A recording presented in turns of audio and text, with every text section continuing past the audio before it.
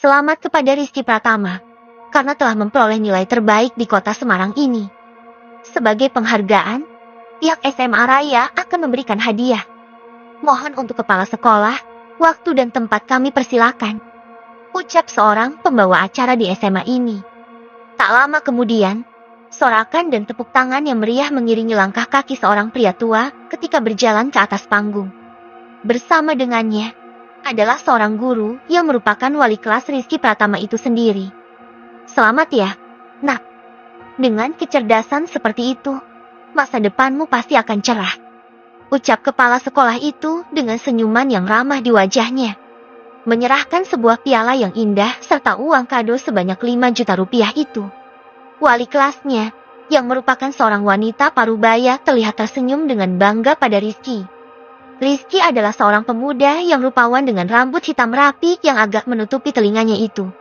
Badannya yang atletis membuatnya sebagai idola di kelas ini. Ditambah lagi dengan kecerdasannya yang hampir meraih nilai sempurna itu, membuat hampir semua gadis di SMA ini setidaknya pernah bermimpi untuk bisa bersamanya. Terima kasih banyak. Balas Rizky singkat dengan senyuman yang ramah di wajahnya, menerima kedua hadiah itu. Rizky, aku padamu. Teriak para gadis-gadis di hadapannya itu. Wajar saja mereka tergila-gila padanya. Namun yang cukup mengejutkan adalah kenyataan bahwa perasaan Rizky sama sekali tak goyah. Hatinya selalu setia pada gadis yang membuatnya jatuh cinta pertama kali, yaitu Nabila. Tatapan mata Rizky saat ini hanya tertuju pada gadis cantik berambut hitam yang panjang dan lurus itu di kursi bagian tengah. Memberikan senyuman tipis padanya untuk beberapa saat, sebelum Rizky kembali fokus pada acara yang ada.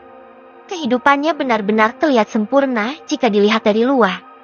Memiliki wajah rupawan, fisik yang atletis, kecerdasan yang jauh di atas rata, juga memiliki pacar yang sangat cantik. Apalagi yang kurang darinya? Tentu saja, Bra.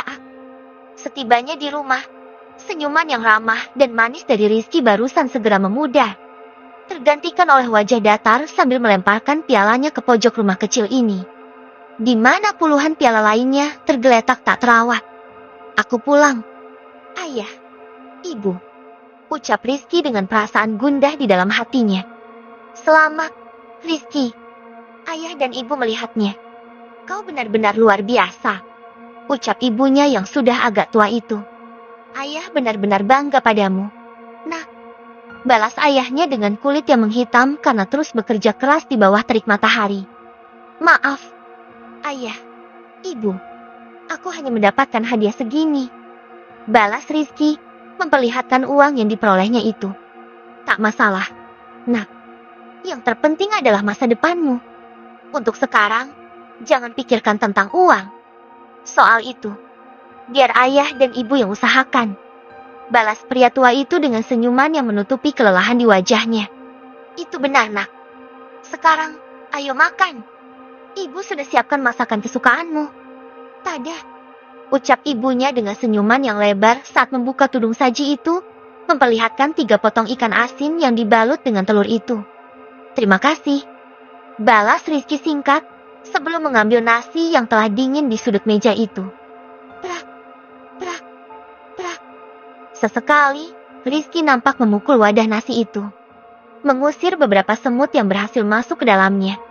Sekalipun wadah itu telah diletakkan di atas piring yang dipenuhi dengan air, ia nampak tak mempermasalahkan apapun tentang semua ini. Dirinya sudah terbiasa atas pola hidup ini.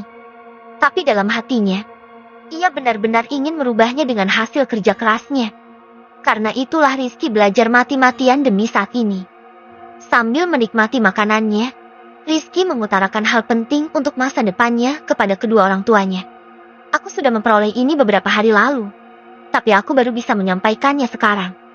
Ucap Rizky menyodorkan sebuah surat di atas meja itu. Penasaran, sang ayah pun membukanya dengan hati-hati. Dan apa yang tertuliskan di dalamnya membuat sang ayah tak lagi kuasa untuk menahan air matanya. Riris, ini beasiswa. Nampaknya aku telah diterima untuk masuk ke Universitas Teknologi Ekonomi Jakarta dan akan memperoleh cukup beasiswa. Salah satu yang terbaik di sana. Balas Rizky. Dalam surat tertulis bahwa pilihan pertamanya yaitu jurusan ilmu komputer. Meskipun Rizky sendiri bahkan tak memiliki komputer atau laptop, ia masih bisa terus belajar dengan meminjam milik temannya. Atau juga di perpustakaan sekolah semuanya dulu. Lalu uang hadiah yang diperolehnya barusan. Aku berencana untuk mencari laptop bekas dengan harga 4 jutaan.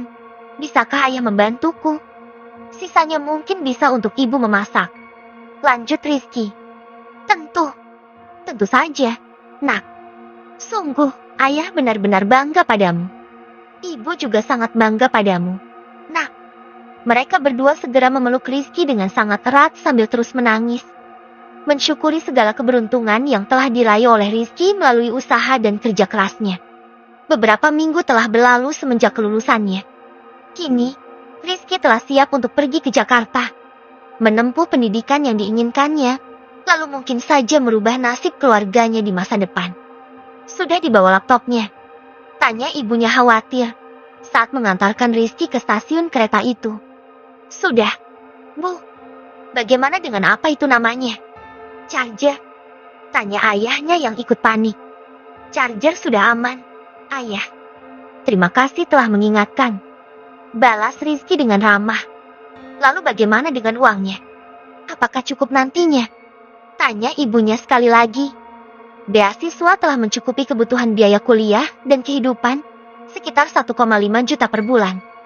Balas Rizky sambil memastikan kembali jumlah uang yang diterimanya melalui ponsel Android jadul itu. Kalau begitu, hati-hati di luar sana ya, nak. Kami berdua akan selalu menanti kabar baik darimu. Balas sang ayah. Tentu. Aku pamit. Ayah, ibu. Balas Rizky sebelum akhirnya berjalan memasuki kereta itu. Tempat duduknya berada di sisi samping kiri kereta, memberikannya satu kesempatan lagi untuk melambaikan tangan kepada keluarganya. Ceklek, ceklek. Tak lama kemudian, kereta itu pun mulai berjalan. Menempuh perjalanan jauh dari Semarang menuju ke Jakarta. Gerbong ekonomi yang ditumpanginya cukup sepi, membuat banyak orang tak duduk di tempat yang seharusnya, dan hanya asal memilih kursi kosong hingga penumpang lain menaiki kereta ini di stasiun berikutnya. Sementara itu, ting! Sebuah notifikasi pesan dari ponsel Rizky nampak terdengar. Yaitu sebuah chat dari pacarnya, Nabila, yang telah dikabari mengenai jadwal keberangkatannya. Nabila, hati-hati di jalan. Sayang, aku menunggumu di Jogja. Rizky, kamu juga, hati-hati di Jogja. Semangat belajarnya ya. Nabila, tentu. Love you.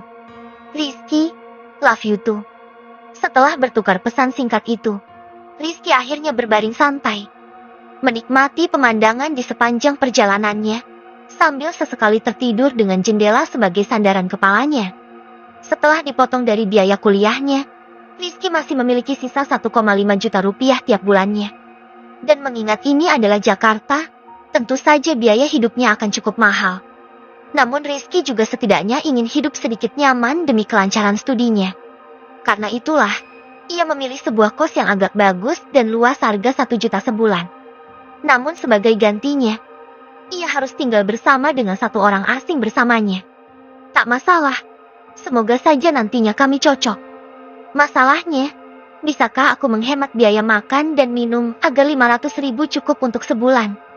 Pikir Rizky dalam hatinya sambil memandangi langit sore hari ini. Sambil terus memikirkan berbagai hal, Rizky turun dari kereta. Banyak sekali ojek yang menawarinya tumpangan. Namun mengingat kondisi keuangannya, tentu saja Rizky memilih untuk berjalan kaki.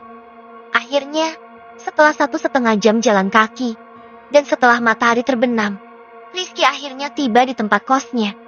Kos Metro Indah itulah nama tempatnya, di mana sebuah bangunan 3 lantai yang membentuk huruf U itu berdiri. Totalnya, terdapat 18 kamar yang masing-masing bisa diisi sendiri atau 2 orang. Lantai 3 kamar C6, paling ujungnya. Gumam Rizky sambil melihat tulisan yang dikirimkan oleh pemilik kos ini setelah membayarnya melalui transfer seminggu yang lalu. Ia kemudian berjalan menuju ke ruang satpam, di mana Rizky menunjukkan bukti pembayarannya. Sebentar ya, Dek. Kupanggilkan si bos bentar. Balas satpam itu. Di mana ia nampak menelpon dan berbicara pada sang pemilik kos itu selama beberapa saat. Oke, Sudah clear. Ini kuncinya deh. Rukun-rukun ya sama teman kamarnya. Ucap satpam itu, menyerahkan sebuah kunci dengan label plastik keras di belakang kuncinya yang bertuliskan C6. Terima kasih, Pak. Balas Rizky ramah, sebelum berjalan menaiki tangga menuju ke kamarnya. Lelah juga jalan jauh. Aku ingin mandi setelah ini. Gumam Rizky pada dirinya sambil memasukkan kunci ke dalam kamarnya. Kliki. Ciklik. Permisi. Aku penghuni kedua kamar ini. Mohon kerjasamanya. Ucap Rizky panik setelah membuka pintunya. Bagaimana tidak? Karena di dalam kamar itu, sosok yang akan menjadi teman kamarnya bukanlah seorang laki-laki, melainkan seorang perempuan yang saat ini masih berganti pakaian. Rambutnya yang basah serta handuk di lehernya menunjukkan bahwa ia baru saja selesai mandi. Aroma wangi yang keluar dari kamar itu sekali lagi menegaskan bahwa mungkin saja Rizky telah salah membuka pintu. Teriak wanita itu singkat sambil melangkah mundur ketakutan. Untuk memastikannya sekali lagi, Rizky melihat nomor yang tertera di pintu. Mungkin aku salah kamar. Tetapi ini benar C6. Tanya Rizky yang berkali-kali melihat kembali nomor di pintu dan juga kuncinya. Di mana hasilnya tetap saja sama. Tak berubah sedikit pun. Kehidupan barunya di ibu kota ini nampaknya akan sedikit jauh dari rencananya. Entah itu ke arah yang lebih baik atau ke arah yang lebih buruk. Tapi yang jelas, brak, sebuah sandal telah melayang, dilemparkan oleh gadis di dalam kamar itu, mengenai tepat di wajah Rizky.